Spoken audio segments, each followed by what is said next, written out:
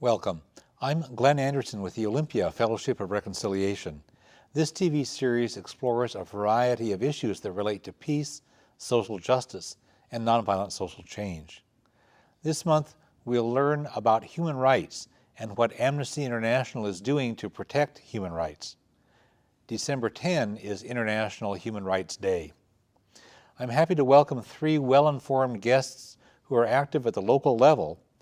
Kerri Griffis has done a lot of organizing here locally. Leanne Smith is the statewide legislative coordinator. And Pat Wald had worked very hard for 12 years, took a break, and is back working hard again. So good to have all of you here. Our viewers have probably heard about the name Amnesty International, but might not be familiar with how it operates or what the history has been. Could somebody summarize what Amnesty International is and what it does? Well, Amnesty is a human rights organization. It started in 1961, and currently it has 2.2 million members around the world in 150 different countries. So it's very active, working on human rights from a broad spectrum. Okay, and it won a Nobel Peace Prize? Yes, in 1977. That's cool. And what sorts of things does it do in order to protect human rights? I think it's an interesting organization because it was founded on the idea of volunteer empowerment of their volunteer membership. So you have a lot of grassroots work, and a lot of it is people adopting prisoners and writing on behalf of them. And then Amnesty also picks major topics that it focuses on. It'll have a year focus, and we'll be talking a little bit about what our focus is currently. But at that time, people educate themselves on those topics and then decide on their own actions to take. So within each group, people would organize in local groups in their towns, like here our local branch in Olympia, and they would decide on the actions that they were going to take. They may choose to adopt a prisoner, they may not. They may choose to focus on a specific country. There's many actions that they can do. And an interesting thing is that when I originally worked for Amnesty, one of the basic rules, and I think people associate that with Amnesty, is that we worked around the world on topics. And during my 12 years, I only once worked on police brutality in California, but almost always I was working on another country, because one of the things we try to do is stay politically neutral, and by not working in our own country. But coming back, we're working more on issues that have to do with our own country. Mm-hmm. And that's going to be a big change for Amnesty. One of the things about Amnesty International is when people commit human rights abuses around the world, they try to do it in secret. They imprison people and they don't let the world know that they're torturing them. Amnesty shines a light on the individual cases, and by shining a light and putting pressure on somebody being imprisoned in Africa, we often find that they're treated better. Sometimes they have access to lawyers. Sometimes they're released. So it's by our grassroots shining the light on the human rights abuses that makes a difference. And then in the name, the international part of the name implies not only that you're working for human rights around the world, but you also have members around the world? Mm-hmm. In 150 countries, I think. Yes. Okay. Yeah. And in the United States, there's a great website that's www.amnestyusa.org, and it has a lot of information at that website, especially if you can spend some time and get into the various nooks and crannies. Tell us some more about that, Leanne. Well, the website is very comprehensive, and it talks about what's currently Amnesty's priorities. And of course, human rights is a very broad spectrum, and we are concerned with human rights violations all over the world. But there are 5 priorities that Amnesty works on. One of them being the death penalty, another one being human rights violations in the war on terror. We call that counter-terror with justice. We also are focused on individuals at risk, violence against women, and also the situation in Darfur, which is a real humanitarian crisis. And those are Amnesty's 5 top priorities right now, and those are featured on the website. And if you go to the website, you can get the latest details about what's happening on those subjects, as well as individual cases that come up. I noticed when I was there at the website that besides having all this bad news, there's a section of good news. So there are some things that they're making progress on, and it's nice to see those lifted up and available in the little section of good news. Mm-hmm. Amnesty is actually very effective in working on human rights. Yeah, they have a good track record. They have a good track record. And credibility. I know people respect the information they get from Amnesty International because they know it's been researched appropriately and it's solid. And over the history of Amnesty, they've had 44,000 prisoners whose cases they've worked on released. So there's sort of 2 ways that you can look at, are you effective as a human rights organization? And one is, major changes, but there's also what's the effect that you have on an individual's life, that, an individual prisoner of conscience or person at risk. So it's kind of 2 ways that you can measure that. And so it's always interesting in the good news section to see who's been released. I mean, that's good news. Yeah. Tell us about that term, prisoner of conscience. How do they determine who's a prisoner of conscience, and then what happens when somebody adopts a prisoner of conscience to work on their case? Well, a prisoner of conscience is someone who's been imprisoned for the peaceful expression of their views. And so if we find that someone around the world has been imprisoned for whatever their views, Amnesty may or may not, Amnesty doesn't take a position on the views that they hold. Amnesty just focuses on the fact that they've been imprisoned for peacefully expressing those views. And so we could focus on that person, and various groups around the country and around the world can adopt those prisoners and write on their behalf to the governments that are holding them, asking them that they either be released, or if they do have credible evidence against them, that they be charged with a recognizable criminal offense and given a fair trial. Yeah, with due process and all of that. Right. And no torture along the way, presumably. Yes. There's also a term, individuals at risk, and how's that different? One of the things we were talking about is that our classic prisoner of conscience would be someone who is expressing a religious belief or a political belief or expressing their sexuality or gender issues. But there are also people who have been put into jail for other issues. And in some cases, people actually have committed a recognizable crime. But the problem is that they may not be given the rights that they are supposed to have, which they should have contact with their family. People should know their whereabouts. They need to have a representation. They need to have a trial that would come up in a reasonable amount of time. And mostly what we're looking at is that no one should be, no matter what they have done, should be tortured or have any sort of unusual treatment, cruel or unusual punishment, while they are in jail. So that's one of the things that we're looking at. So when we think about who we might be serving, it might be a prisoner of conscience, someone who's we would look at as totally there in an innocent situation, but we're also working on the cases of people who are there for what might actually truly be a crime, but we would be concerned about their treatment while they're being held. I appreciate and always have appreciated Amnesty International's even-handedness. So it's not like during the Cold War they didn't try to make people in countries that are aligned with the Soviet Union look bad, or make people in countries aligned with the U.S. look bad. It was very even-handed, and it's looking at the merits of the case, looking at the realities, and without regard to the political ramifications. It's just the actual cases and the people's human rights. I find that very deserving of respect and credibility, because they had no political axe to grind. I think a lot of it is because the information comes from so many different places. Rather than just a source from one government with one point of view, you have people researching in the fields. And we were talking about this at each of the large countries in Europe and the United States. They have these things called co-groups. And those are also, again, volunteer people who may hold positions as a professor at a university, and they do research, and volunteers come in and supply Amnesty with information. And then there's a whole set of professional researchers in London. So it's quite an extensive system that feeds information into Amnesty. Kerri, the group in Olympia has adopted a prisoner of conscience from Gambia, a very tiny country in the far west edge of Africa, on the Atlantic coast. Can you tell us something about his situation and what Olympia's Amnesty International group is doing? Right. Or will be doing? Right. We've just adopted him in the fall of 2008, and we don't know much about him.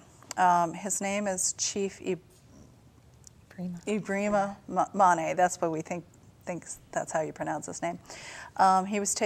He's a journalist, newspaper reporter, and he was taken 2 years ago out of the newspaper office. The government of Gambia does not acknowledge that they have him.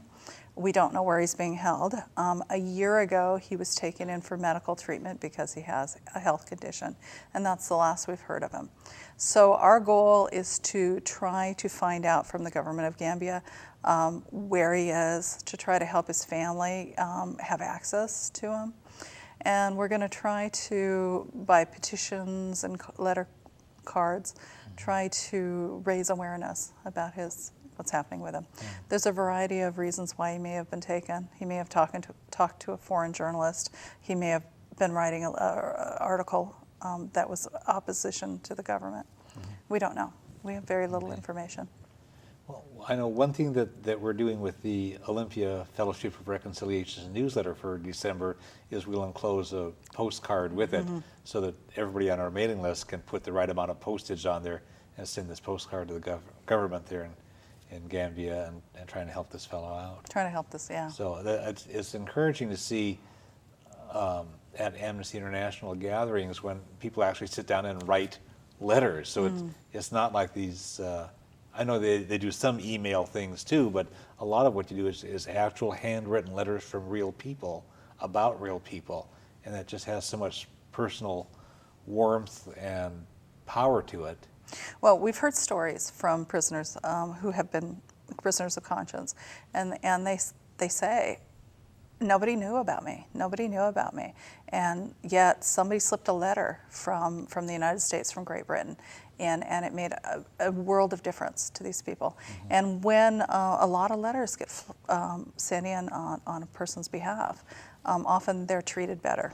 Yeah, the prison people, the prison officials know that they're being watched, the Ministry of Justice or whoever the police authorities are, they know that the world is watching them. And that really makes a difference, because countries that that commit human rights violations really want to do it in secret. They don't want it to become known. When it becomes known and other countries condemn it, it shames them as a country, and that's what they don't want. They want to protect their international reputation. So that's where Amnesty activists can really make a difference. And as far as those letters are concerned, there's really two ways we do it. We write letters to the government itself asking that the person be treated fairly and either released or given a trial if that's appropriate. And we also can write letters to the prisoner themselves that gives them encouragement too. This thing about doing the bad treatment in secret reminds me of the U.S. policies these past several years at Guantanamo and the secret places that the U.S. government has sent people to be tortured elsewhere, so they can say, well, we don't know anything about this. It must be happening someplace else. And one of the activities from the Northwest here is a prisoner of conscience, Kevin Benderman, who was an Iraq War veteran who was stationed at Fort Lewis. And can you tell us something about his situation, his case? Well, Kevin Benderman was a soldier who had spent a first tour of duty in Iraq, saw what we were doing, realized what we were doing was wrong, came back and declared himself a prisoner of conscience, a conscientious objector.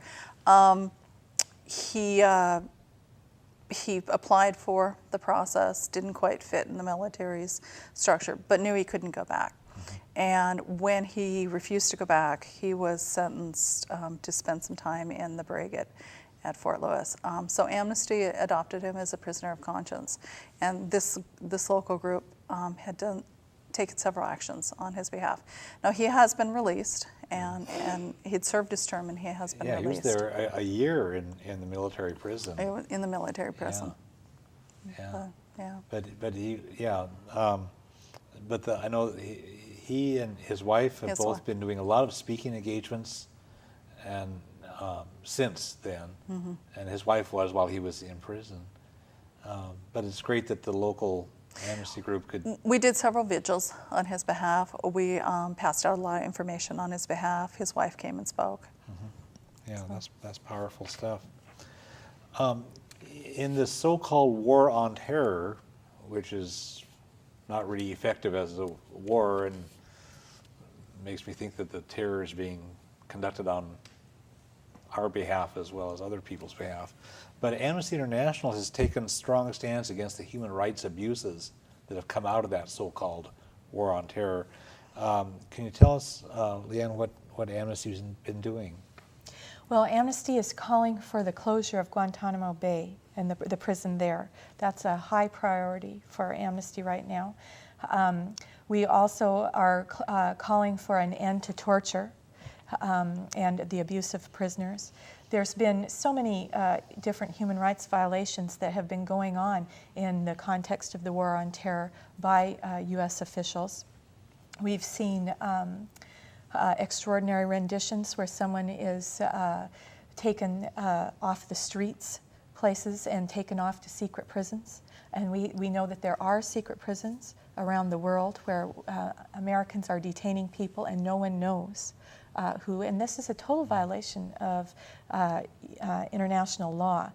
Every person who is being detained has to be accounted for, and the governments have to acknowledge who they're holding, and we have not been doing that in the war on terror. So we would call for all of those practices to come to an end.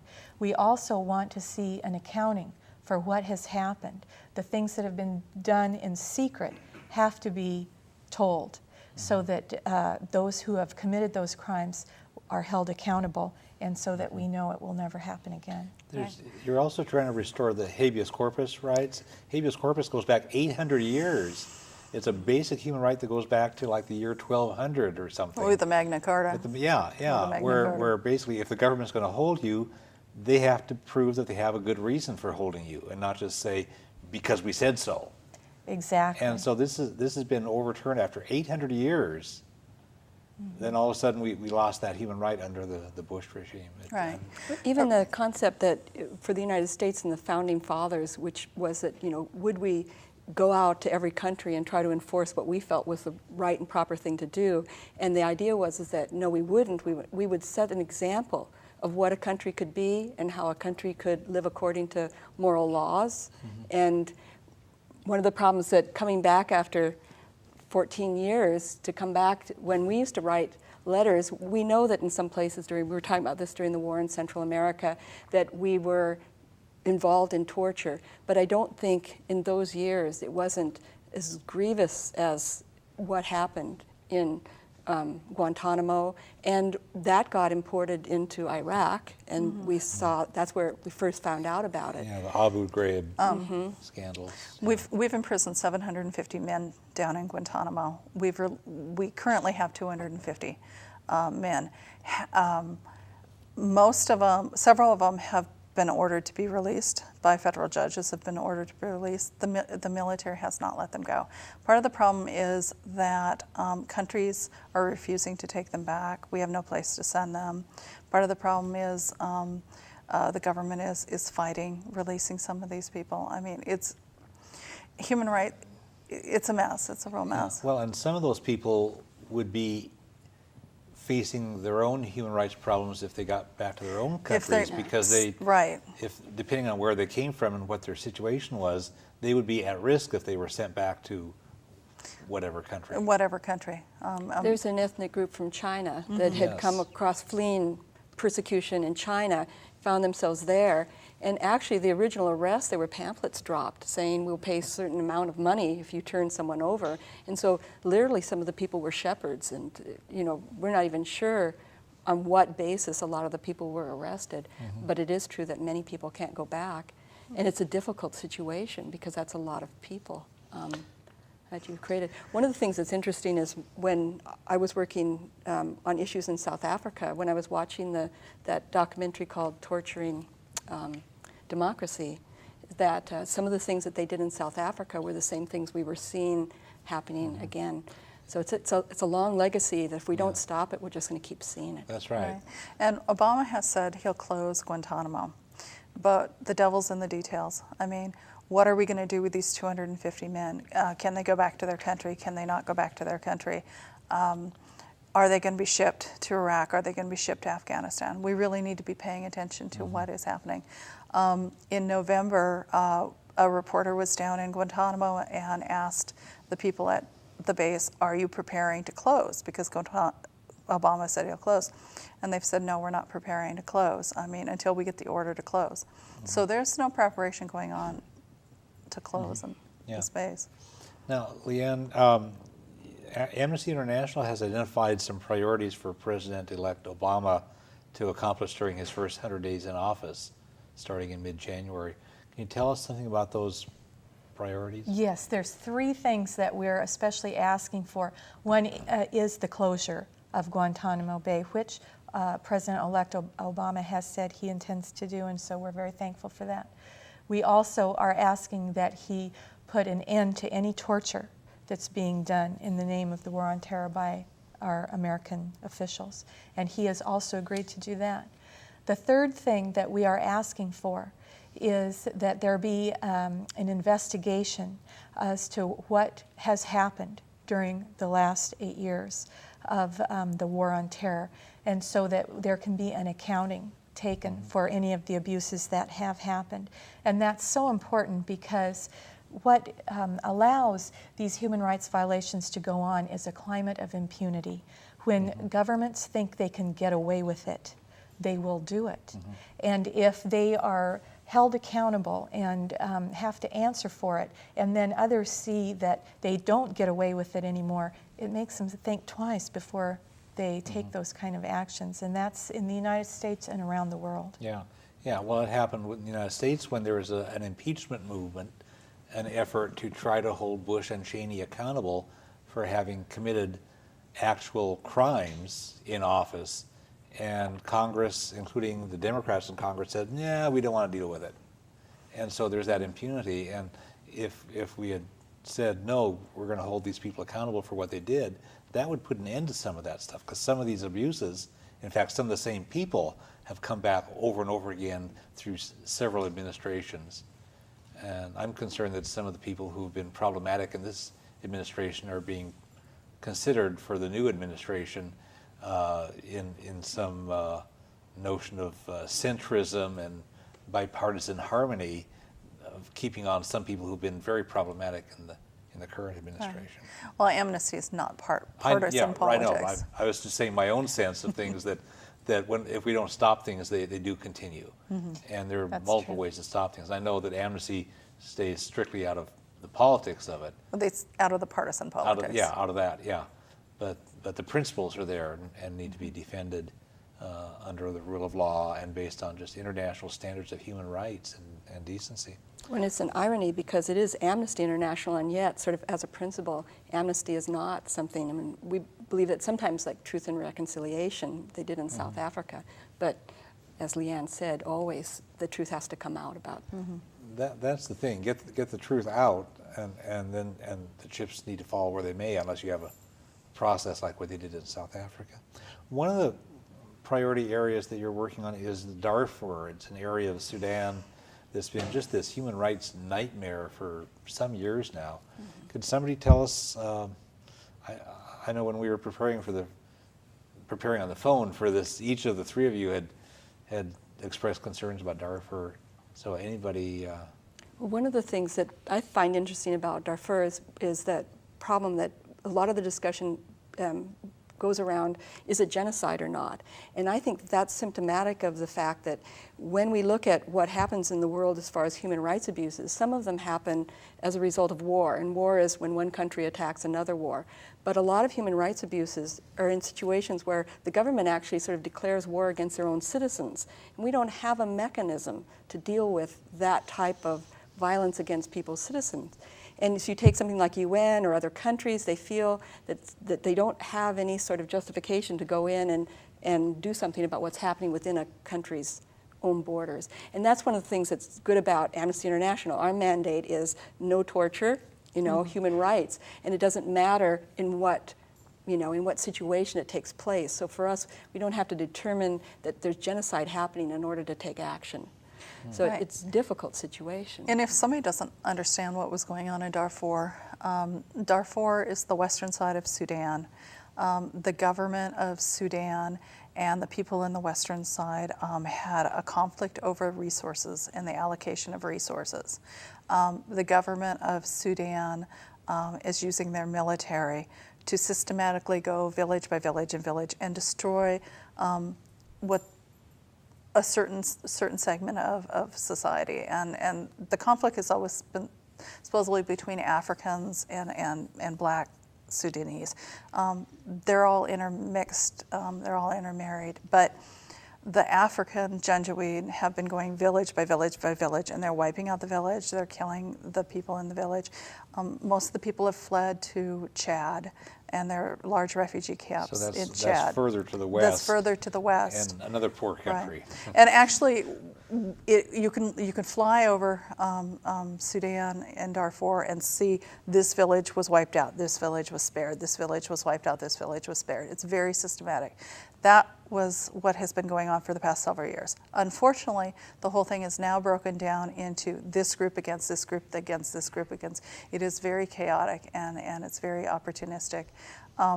People aren't safe. A lot of people living in the refugee camps are safe, but you've got gangs of groups now fighting against each other. So it has gotten much more complicated in the past several years. And oil is the resource. You said No, there's no oil in Darfur. There's oil.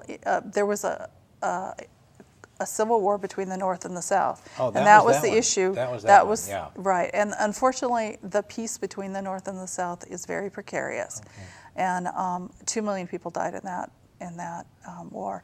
But there's no oil in Darfur. But the people in Darfur did want some of the resources from the oil because the oil it's the country's oil, and that was part of the fight. Okay. Thanks for the clarification. And to give you an idea of the scope of that problem, it's been going on for 5 years, since 2003. So far, 300,000 men, women, and children have been killed, and over 2.5 million people have been displaced and are living in refugee camps. So it's really a horrible problem. And as was mentioned earlier, it has spilled over into Chad, another neighboring country, as well as another country, the Central African Republic. So it's threatening to become a regional conflict. And so what has happened is the United Nations has agreed to send in some peacekeeping troops. They have a hybrid force with the African Union and some UN peacekeepers, and countries around the world have pledged to put some money into this, but they haven't followed through with their pledges. And so we see only a fraction of the troops, peacekeeping troops on the ground that is supposed to be there, and not the money to give them the equipment that they need. I've seen that as a pattern recurring on a number of global issues where the countries, something is in the news, the countries are pressured to do something and say, okay, we'll contribute X amount or we'll do X, Y, Z. And then some time goes by and they don't do it. Mm-hmm. And I think these countries hope that it'll sort of go away or something, but and several countries have done that, where they just don't follow through on what they promise. Right. Our local Amnesty group has done several things on Darfur. We brought a speaker to speak here. She was with Doctors Without Borders, and they had set up a treatment camp in one of the refugee camps. We were involved with Jen Marlowe. She has done a documentary on the situation in Darfur. We've done letter writing campaigns. Mm-hmm. We've card campaigns, petition drives on Darfur. Okay, that's great. The thing is that we can do something here in Olympia about these things that are happening in the world. Good, because so often people feel powerless, and with a group like Amnesty International that actually has grassroots legs to it, you can do some things and not just feel powerless because something mm-hmm. is elsewhere. Mm-hmm. So I really appreciate that. The United Nations Declaration of Human Rights was adopted by December 10 of 1948, Universal Declaration of Human Rights. So the world does have some standards for human rights, and we have international law. Could you tell us something about that, Leanne? Well, as you mentioned, it was adopted 60 years ago on December 10th. So it's something certainly the world has to be proud of. And our very own Eleanor Roosevelt was a big driving force mm-hmm. behind the Universal Declaration of Human Rights. And it kind of has set the standard for human rights around the world ever since. And Human Rights Day is observed annually on December 10. That's right. And there may be something in Olympia on possibly the 13th, which some people watching the show might be able to attend, or they might be watching the show later on in December and it's already happened. Right, we're going to have a table at Traditions on Saturday, December 13th, and we'll have cards there, probably on our prisoner of conscience, maybe on some Guantanamo prisoners. We're going to ask people to sign, mm-hmm. and so we can mail off. So people can verify the time when that's happening at 867-9237. Well, come to Traditions. Traditions is a great place. Show up at Traditions. Yeah, just show up anyway. Yeah. Okay, that works. I know one of the things that Amnesty International has worked on is trying to abolish the death penalty, not only in the United States but around the world. But because the United States is one of the world's biggest users of the death penalty, there's been a lot of effort from Amnesty here. And I wonder, can you tell us something about the work for that, for the work for abolition? Well, abolition is one of Amnesty's top 5 goals for here in the United States, because the United States is a death penalty state. While there are 13 of the United States that do not practice the death penalty, there are 37 who do, including the state of Washington. And one of the things that is going on here in Washington is that we do have, there's an impending execution. And as of when we're taping the program, for most people watching it, it may have already occurred by the time correct. People watch this show. It's scheduled for December 3rd. Yeah. And so at this point, Amnesty members, along with other groups here in Washington that are working against the death penalty, are writing letters to Governor Gregoire asking for clemency. Okay. And that would mean that the sentence would be reduced to life in prison without parole instead of the death penalty. And so that's one thing that we're hoping to have happen. But the death penalty, as you said, is something that we work against around the world, as well as here in Washington. Yeah, and the Olympia Fellowship of Reconciliation has an active committee that works to abolish the death penalty, and we're involved with that as well. It's a state-by-state issue within the U.S., although there's an actual federal death penalty as well. And so there are efforts legislatively and also just informal efforts to move public opinion so that the public will be repelled by that barbaric practice, and will say, you know, we can have a civilized nation and a civilized state without that. That's right. And I will just mention this. There's a variety of reasons people oppose the death penalty. In the case of a human rights organization like Amnesty International, we would look at Article 3 of the Universal Declaration of Human Rights, which gives people the right to life. It's a fundamental right. We would also look at Article 5, which talks about not using cruel, inhuman, or degrading treatment against another person. But there's a lot of reasons other groups are also opposed to the death penalty, for religious reasons, sometimes for financial reasons, because it saves money. There's political reasons. So there's a lot of different reasons the death penalty is really a mistake. Yeah, it doesn't deter crime. It doesn't do anything. It's illogical. There's a button that we sometimes wear that says, "Why do we kill people who kill people?" to show that killing people is wrong. Right. I mean, it just sets the bad example for the government to say, I understand that you killed somebody because you were all emotionally charged up or something and caused you to do this thing. That's bad, but we're all emotionally charged up, and now we're going to kill you to show you that what you did was wrong. And that it just makes no sense. And to have the state setting that example, and kids are growing up learning from the state that it's okay to kill people if you're really mad at them. And that's not an acceptable message to send to kids. I know we have, there's an effort that's growing around the country. We're trying to get started here and trying to move around the country to prohibit by law the execution of people who have severe mental illness. Quite a lot of people who are on death row really have severe mental illness. They should never have been tried. And it's not a matter of being like too insane to stand trial, but it's that the mental illness was so disabling, so debilitating, that it's to kill somebody for that it ends up being punitive toward people with disabilities. And there's an effort to try to prohibit that. I want to catch up on a couple of things. We talked some about torture, about what is wrong, why it's wrong, and what Amnesty is doing about it. There are some additional reasons why. I think, Pat, you had mentioned some things when we were talking on the phone to prepare for the show.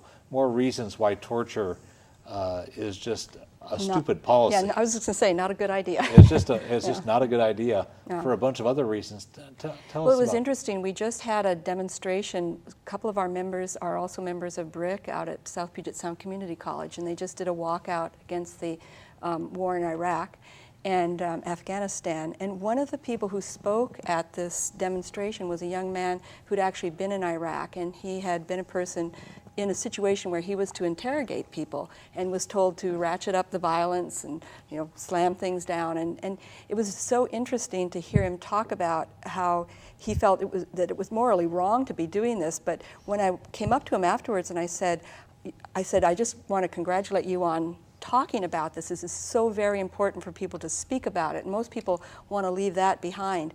And he turned to me and he said, what I'd like everyone to know is that people were so frightened they would have signed anything. He said, it was totally, it was totally pointless that we did this to people. And he talked about what it was like to break down a door and come in with parents grabbing their children and how frightened everyone was. So just the fact that the information is not good that you receive that way, and that a lot of times what they find is that these things that people say that the crimes they've committed have already been pre-written and people are just signing them.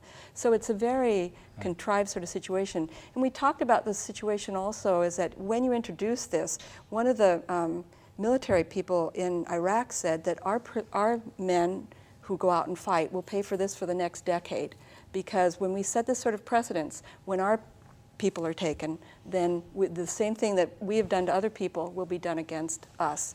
And you made the good point, which is that people are going to fight harder if they think that when they're taken in, they'll be treated really badly. Right. I mean, because under international law, there are some protocols for how you treat prisoners that you've captured, and there's some humane treatment that's guaranteed under international law, and so it becomes okay to surrender rather than fight to the death.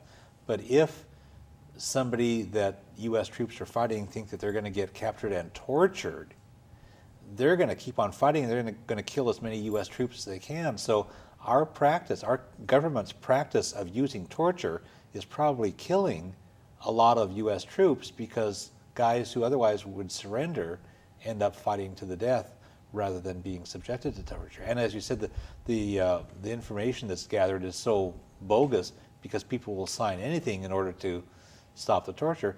So it's not useful intelligence, and it's not admissible in a court of law. So some of these people who are at Guantanamo and have been tortured, if they were to go to trial, the confessions that they've confessed to under torture can't even be admitted as evidence in the trial because it was not in U.S. courts. And not in U.S. courts. Right? One of the other things you're seeing is that when you go looking back at the Declaration of Human Rights, it basically says no cruel and inhuman treatment. And what we get into these arguments about, well, what if this is war, and then what if that's not a prisoner of war? What if we make up a whole new name and category for them? So now maybe that law doesn't apply, and going back and rewriting things and then talking about what is torture and what's not torture.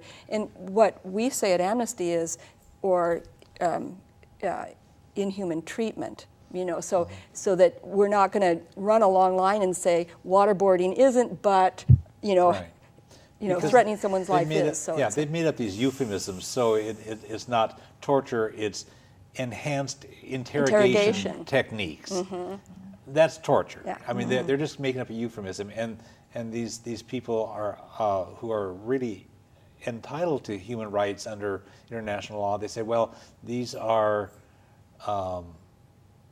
What's their euphemism? I was trying to think of what that term was. It's the enemy combatant thing. And I remember when they came out the first day and someone said, what is that? And someone said, I've looked everywhere. I can't find that term. And it was a made-up term. They're making up a term just to avoid responsibility for being subject to international law. And so that they can say that they don't torture. Yeah. And this was one of the topics we were talking about just a little bit earlier, which is, if torture is such a good idea, then you should come out and say, we think torture is a very effective tool and we do it. And so if you truly believe in it, then you should own it and say that this is a technique we're going to use.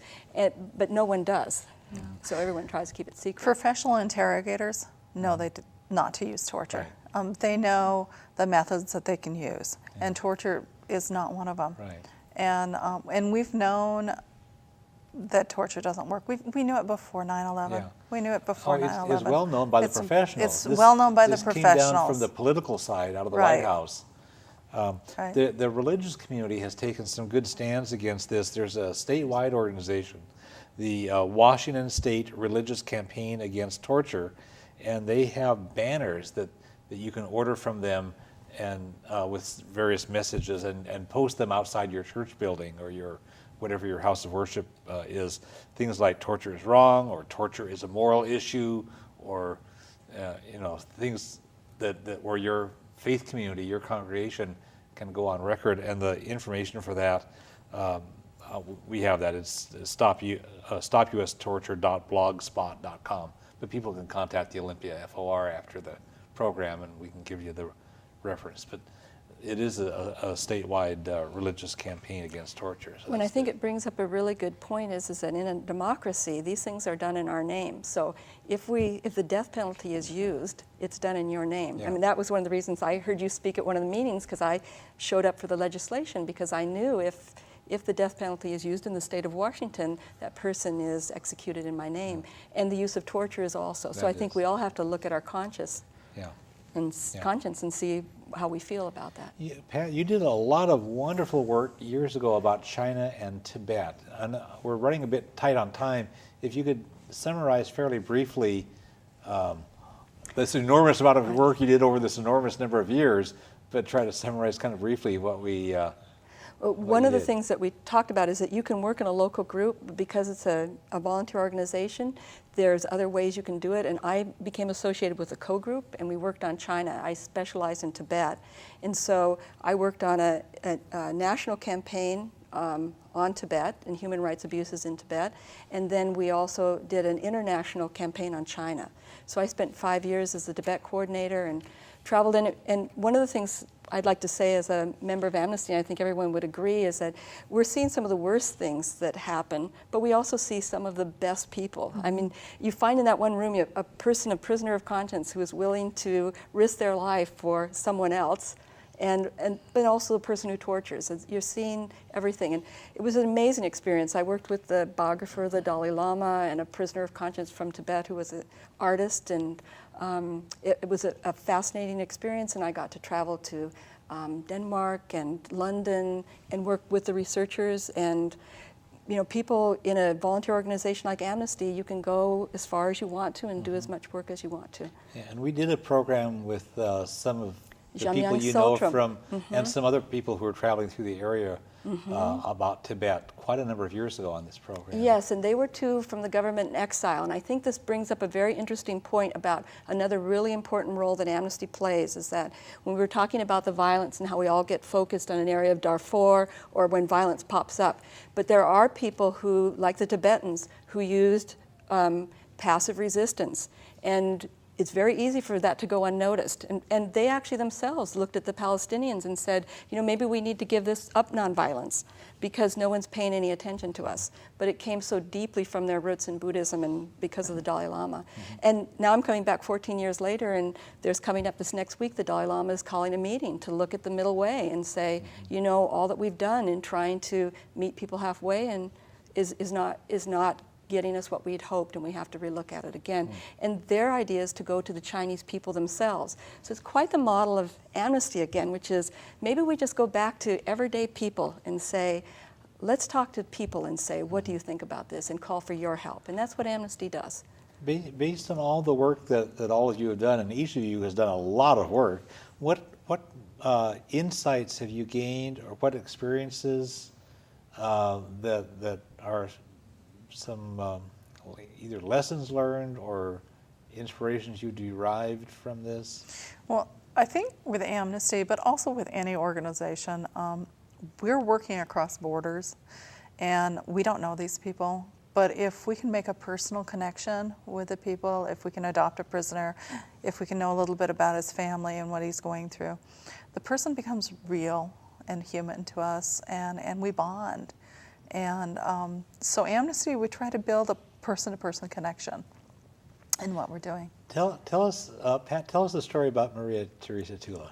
Well, both Kerri and we've just been finding out. We both worked on a case, and at that time we were working on the war in Central America, and torture was involved in that. And this was like a woman. How long ago? She was a mother of the missing and disappeared. It was 1987? 86, 87. Okay. Yeah, that was a period of 87. time, and I think and she was like a mother of missing disappeared. Her husband was a union worker, and she was taken in.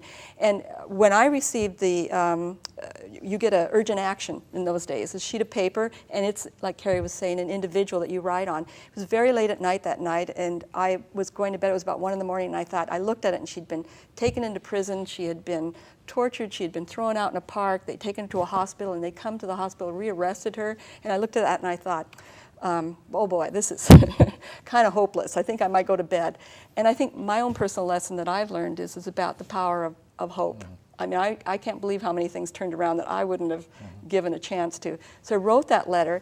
We followed her after her, what happened to her after that. Found out she was pregnant. She gave birth in the prison to a little boy who was named after Oscar Romero, who's Oscar Romero Tula. And later on, after she escaped, she actually came on a speaker's tour and came as a replacement speaker to Olympia.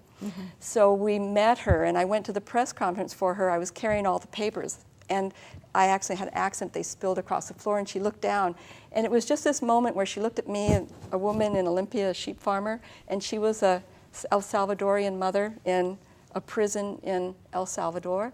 And I had been following her all along, and it was just this incredible contact. And that night, my son and I babysat her son, and the two played together, and it was just an incredible moment. And I think that some of those moments when you actually see the impact you made on an individual life, as well as a huge issue.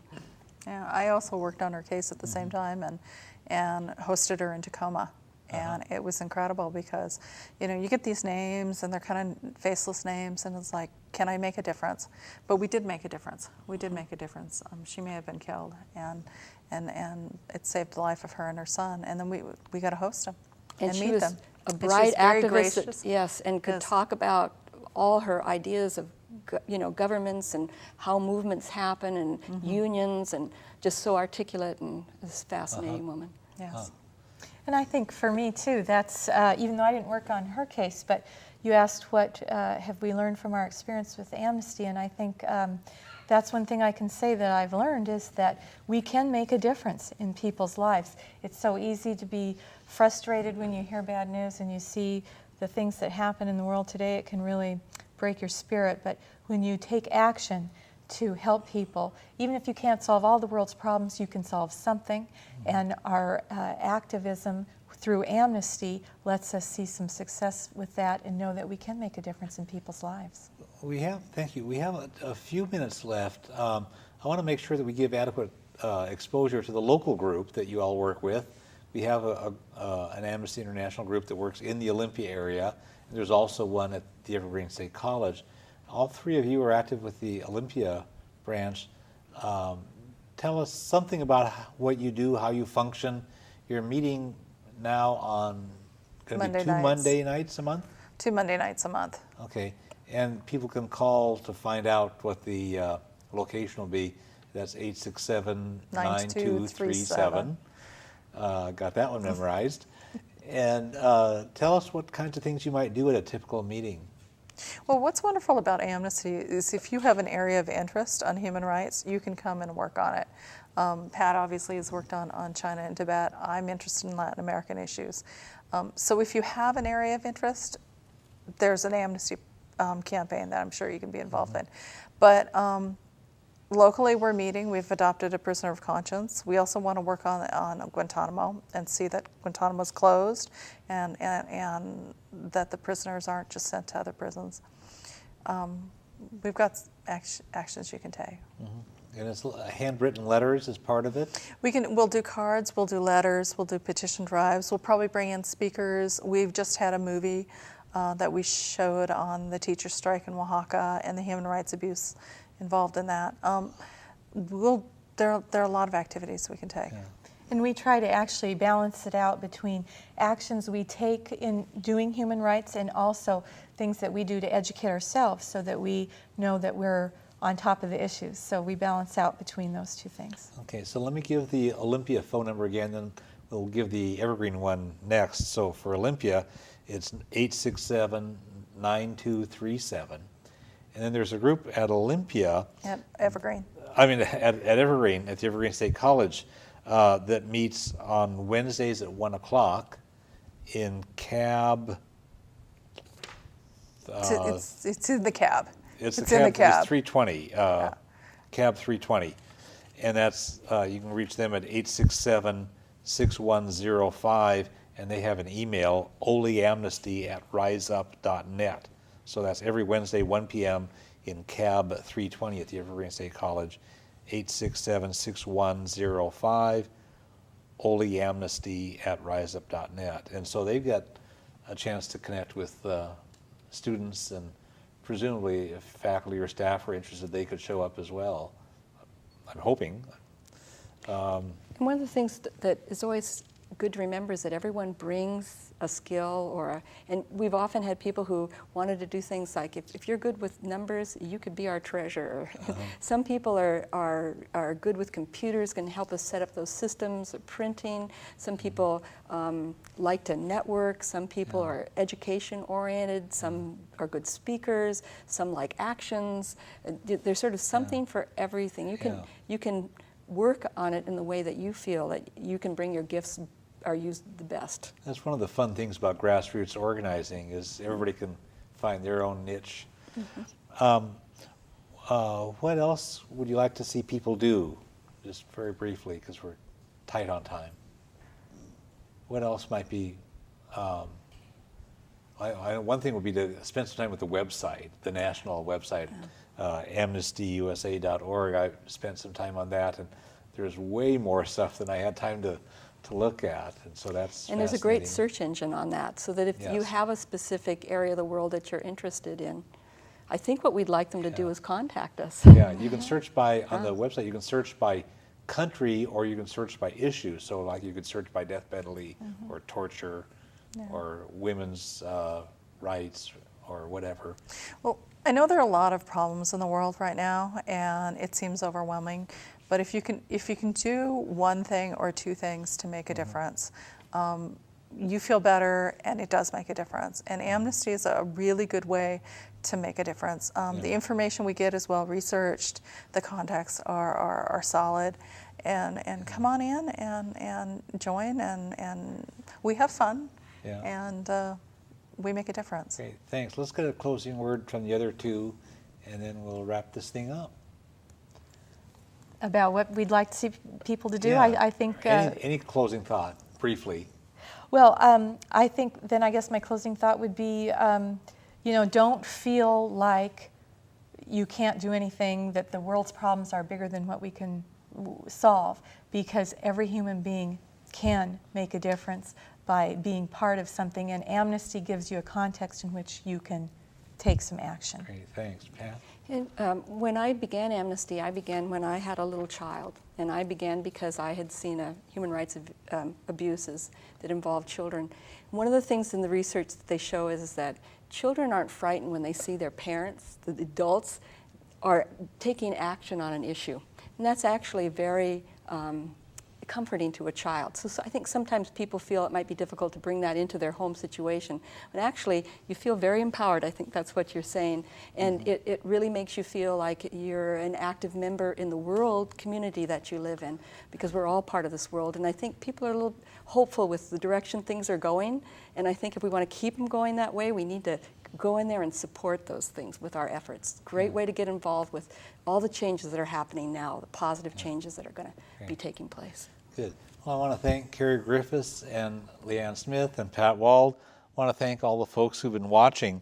For information about Amnesty International and its efforts to protect human rights, you can contact Amnesty International locally or nationally. Locally, the Olympia Group meets 2 Mondays each month in the evening.